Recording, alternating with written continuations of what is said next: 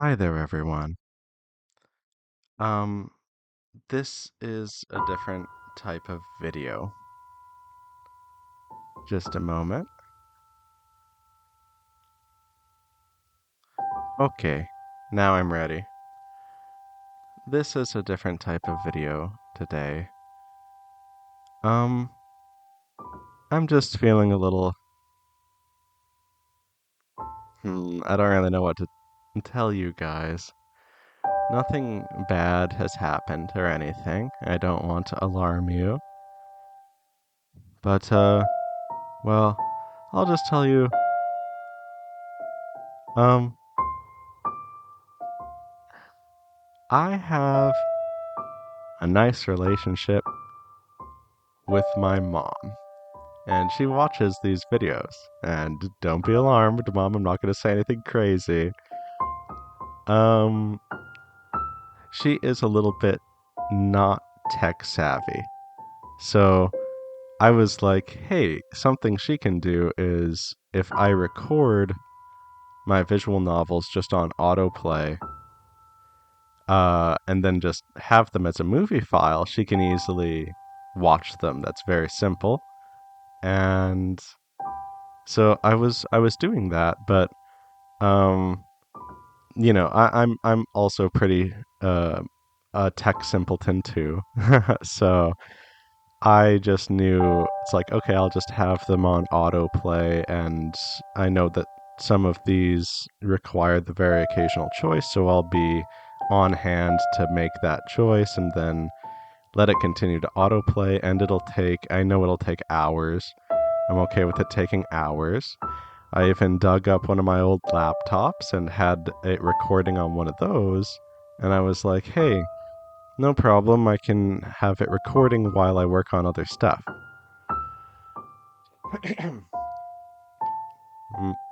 Excuse me for the cough. But, uh, I was recording my shorter stories for her. I was recording Snowdrift, the new one that I did that is 20,000 words long. And I was recording A Lily from the Lightless Water, which is also around 20,000 words long. And then I was recording a little bit of the silent column. And I was like, well, the silent column is huge. I know this will take the longest. But I want to record a route from the silent column just so I can share it with mom.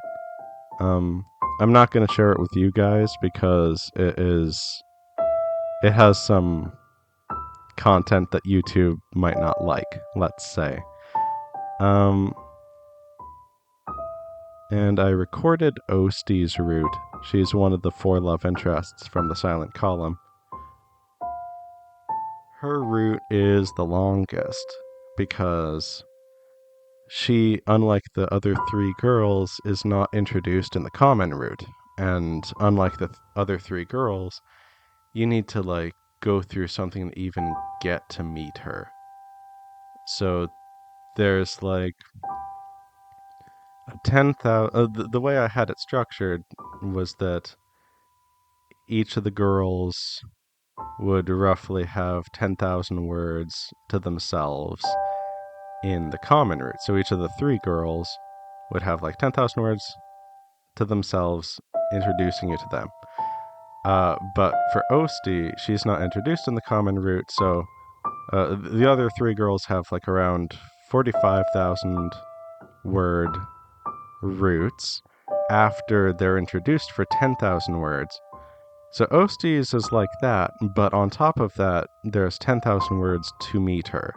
So all told, her route, you could say, is around 65,000 words. And I just wanted to record that. And I was like, oh, no problem. I'll check on it now and then and maybe get some other work done today. And, well, it just sort of struck me how, I couldn't get any work done because I just actually enjoyed the story and I just felt really emotionally raw.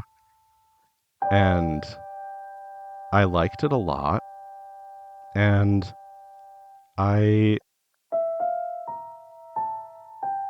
I don't really know what to say because I'm in a position where it's like people could say, "Oh, you're just doing this as some sort of business tactic or whatever." And it's difficult because like obviously that is, like I live in this world where I need to pay to put bread on the table so that I can feed myself. So I understand if people feel that way and you know, hey, I would like extra food on the table. So, but I just really liked, the silent column is sketchy. It's sketchy. And when I was reading it, especially Osti's route, I just couldn't put it down. And it's like, well, it's really obvious why it's sketchy. The visuals and the music. Like the music, it was like my first time really making music. And I didn't really understand how to properly get it so that like it's up to the quality that I like. Like the compositions themselves were okay, but some tracks have really bad like background static.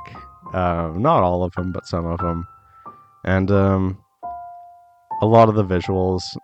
Like it's no wonder why it's sketchy because when I was when I was reading Osti's route, I didn't even get to read all of it because I had it on autoplay and I had to do other stuff throughout my day. It took like 10 hours to record. Literally like 10 hours. So I couldn't just watch it the whole time. I was like, well, I need to get groceries and stuff. Um but like when I did get back from I could tell that it was good because like I was like, okay, the store's about to close. I really need to get this food if I'm going to like have dinner today. I like waited until like the last minute and then I got back home and I like was like, okay, I want to see what's happening next. Even though like, I had written this. I had released this like a year ago. And wait, 2 years ago now. 2024 I released it in April. And I'm not surprised at all that the visuals are sketchy because if you are familiar at all with Osti's route, it is the most adventurous of the routes. Like they try to settle like basically I'll give you a little synopsis. Basically Osti meets the main character after the main character had met a girl who was like dimensionally displaced into a world that wasn't her own. And eventually she realizes that maybe she could look for her friends because her friends had died. Um, and if this isn't her world, maybe there's a world where her friends haven't died. And it's interesting because the way that you get onto Osti's route is that you like I have written this and everything, and I'm the author, so I'm biased, but it's been a while, and so I feel like I can look at it more objectively. Um, the way that you get onto Osti's route is by like you have a choice at the end of the common route where you can pick one of the three girls, or you just choose not to decide yet because you had just met those three girls and you don't know them that well, and maybe they're not your type, and so on. And so you get to, for those like 10,000 words before you meet Osti, you get to like explore like a more platonic thing. Like, who is the main character? What's he doing? What's his relationship with these other people in his life? What are they doing? He hasn't been checking up on them so often because he's been occupied with his own thoughts and like romantic things. And so you just sort of get to see more of like who he is, who the people are who surround him, what they're dealing with. And he has like a heart to heart with Josephine a little bit, who's just dealing with her own trouble. And I it was just written very earnestly and in a way that isn't very attractive to the Steam algorithm or whatever, because technically speaking, the thing that Josephine is dealing with is that she had unofficially adopted this kid who's around like 5 years younger than her, maybe 6 years younger than her. And after the fall, like all this stuff, it's for those of you who don't know, the Silent Column is what you might call post apocalyptic. So, um, after the fall, it's been a while, and this kid is growing up and he's going through puberty, and she's the only real girl around, and he's like interested in her. And I can't really discuss that without being like, oh, technically speaking, I have to check this checkbox, which is a minor implied to be in sexual situations or something, even though I'm literally just talking about life. And like this would actually happen. This is like what happens when like someone's like a kid is going through puberty, and then Josephine doesn't quite know how to feel, because it's not like there is an age gap, but it's not super huge, and he has feelings for her, and she starts to develop feelings for him a little bit, and she just has this on her mind and is talking with the main character about it, and he's just trying to comfort her and be like, well, I don't really know what would be considered politically correct to say about this, but I'm not going to judge you. And in the end, if maybe if a boy and girl fall in love, even if there's a bit of an age gap, or maybe even like, a little bit, like it's a little pronounced, it's like 5 or 6 years, even if there's an age gap, maybe that's okay. Um, anyway, and around then he also meets, a little bit before that conversation, he also meets the girl that I was talking about who is dimensionally displaced. Um, and they talk about how, the guy has been surrounded by girls, but he hasn't really been, he hasn't chosen anyone yet. And he doesn't know if he's like in that space where he's like thinking about romance. And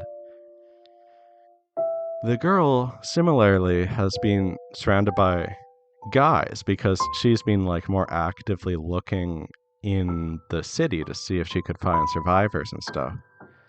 And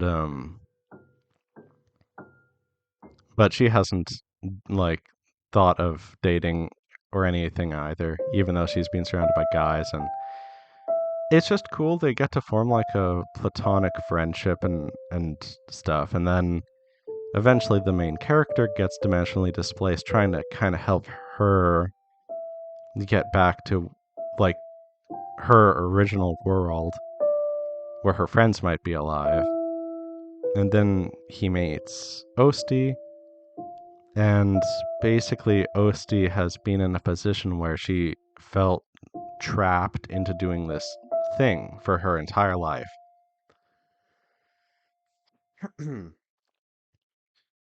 And the main character just helps her realize that it's like, you don't actually need to do that thing.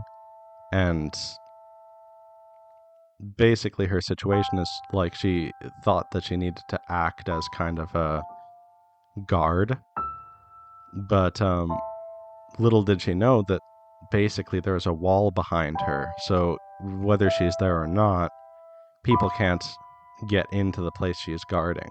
And she didn't know that, and she thought if she let anyone in, there would be huge consequences, because what she's guarding is very important, or what she thought she was guarding.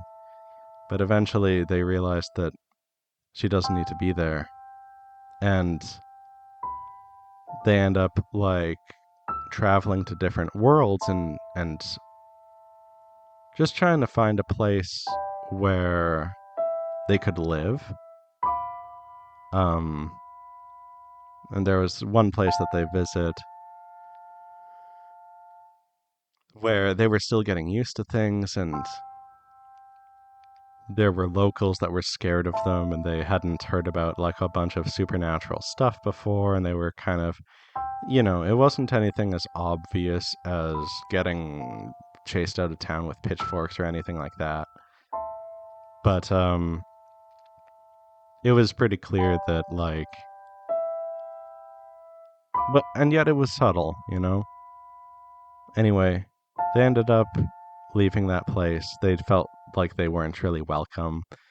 They ended up going to another place where basically Osti went through therapy, and they were much more welcome there. And the locals knew much more about supernatural stuff, and in fact, they meet a few supernatural people, slash are reunited with a few supernatural people. And so Osti can like receive some therapy, and they think about staying there because it's a really nice place and they're really nice people. But in the end, it just didn't quite feel like home.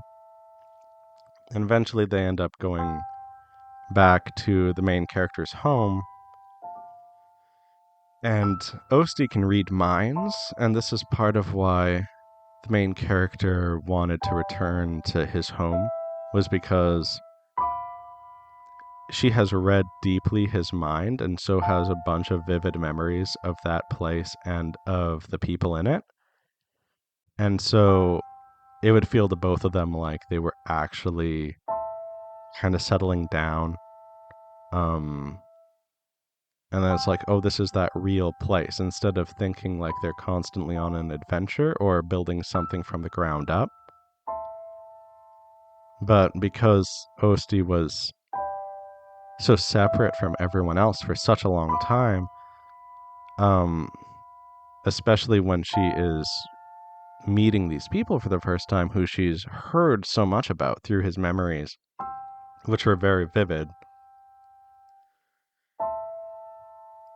she struggles with a lot of imposter syndrome and is clearly insecure about stuff, even to a point where she like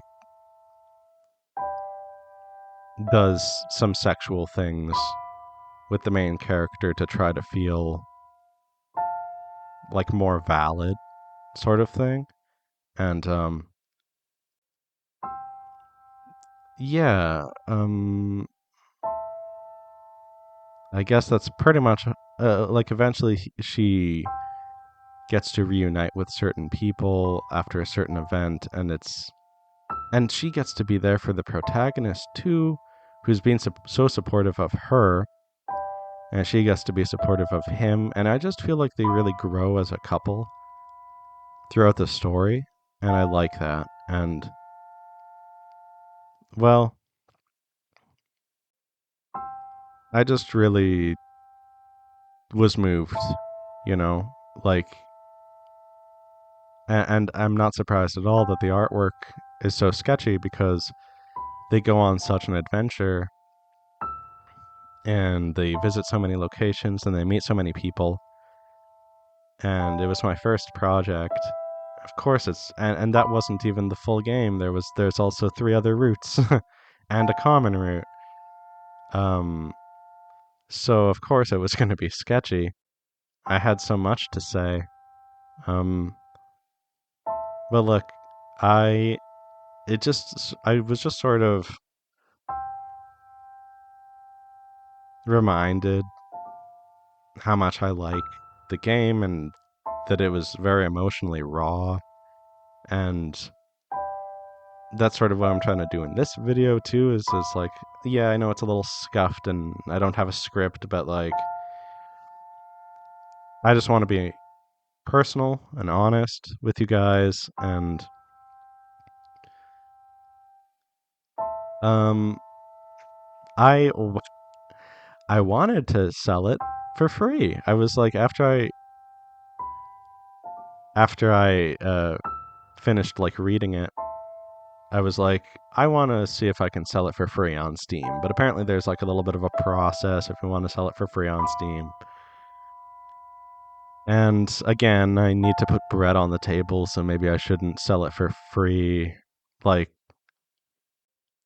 forever. But I was at least moved to be like, look, I realize that I need to put food on the table, but also, this is just a bunch of personally intimate stuff that I want to share. And so I just, my stuff is for free on Itch right now. It's on like a special sale, 100% off until, let's check, about, on the 16th in the middle of the day, the sale will end. Like the 16th of, May. So that's like how many how many days? I'll just check. Just a sec. Yeah, that's like 3 weeks. Uh, I don't know. I just sort of, cause like I poured a lot of myself into this stuff, and it just sort of, and you guys don't owe me anything, you know. But I really wish someone like I could talk with someone about my stuff. Other than like my mom, who's very sweet and supportive. But you know, excuse me, again with the coughing. But yeah, I guess I'm just trying to say, yes, obviously I need to put food on the table. Yes, I understand that people could think of this as some sort of stupid marketing whatever. I don't give a shit. Uh, but I know where you're coming from. But at the end of the day, this stuff just means a lot to me, and I want to make sure that people can, like, can read it, you know? And I understand that sometimes the price point is like a little bit of an obstacle, and I know that it's pretty sketchy. A lot of the silent column is very sketchy. A Lily from the Lightless Water is also pretty sketchy. I feel like I'm doing pretty good on Snowdrift, or I did a pretty good job with Snowdrift, but it has limited art assets. I do like it quite a lot, but it's pretty clear that, like, okay, I only had so much time to do it. I wish I put more time into it to the point where I did like 3 more backgrounds or 4 more things or something. But yeah, all of my stuff, Snowdrift, The Silent Column, A Lily from the Lightless Water, is free on Itch right now, and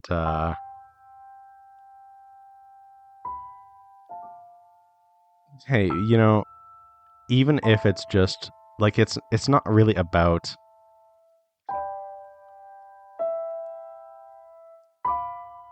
what do I mean to say? I guess I just sort of want you guys as my audience to actually know what I'm doing. I know that there are some people who play the demos of this stuff, but then when it comes to, it's like, oh, well, I'm broke or whatever. I'm not going to actually pay you anything. And it's like, I understand. Hey, I'm doing this partially because I need to put food on the table, so I understand being broke. Trust me. But hey, if you honestly want to like know what I'm about and read my work that's deeply personal until the 15th, a little bit into the 16th, you can pick it up for free. Honestly, even just so that I have like a little bit of encouragement and get to share this with people and get to know that it meant something to someone. Because I do think there's something here. I do think it's quite nice. I do think it's quite moving.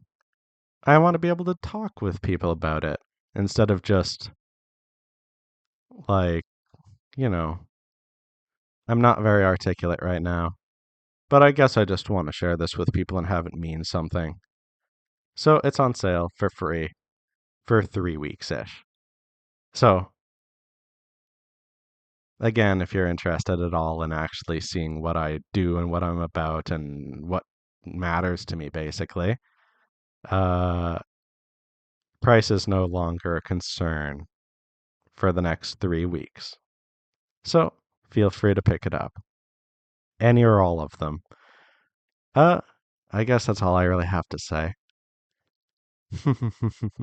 Again, you guys don't tell me anything. I understand if you don't care or whatever. But frankly, if you don't care about what I'm doing, why are you following me as a developer? Pretty much all I do is post progress updates on what I'm doing. So, perfect opportunity to actually see what I've done. Because you're here, so you must care a little, right? I don't want this to be a guilt tripping thing, but I hope you see where I'm coming from. I don't know. Again, this video is kind of messy. Uh, take care, you guys. I'll see you in the next video.